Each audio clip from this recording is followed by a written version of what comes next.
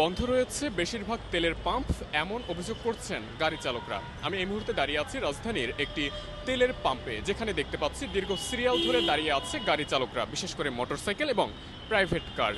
আমরা তাদের সাথে কথা বলার চেষ্টা করব, কেন তাদের এই দীর্ঘ সিরিয়াল, তেল নিয়ে তারা কি ভাবছে এবং সেই সাথে কতক্ষণ ধরে তারা সিরিয়ালে দাঁড়িয়ে রয়েছে। আমি যদি আমার পেছনের অংশে দেখাতে চাই যে এখানে বিশাল একটি ভিড় রয়েছে এবং দীর্ঘ সিরিয়াল দিয়ে একে একে তেল নিচ্ছে। আমরা এখানকার কর্তৃপক্ষদের সাথে কথা বলে যেমনটি জানতে পেরেছি যে তারা মানে একটি নির্ধারিত সংখ্যক তেল এখান থেকে নেওয়া যাচ্ছে, অর্থাৎ যেমন বাইকাররা 2 লিটার করে তেল নিতে পারছে এবং প্রাইভেট কার 10 লিটার করে তেল নিতে পারছে, এমনটি কিন্তু আমরা জানতে পেরেছি।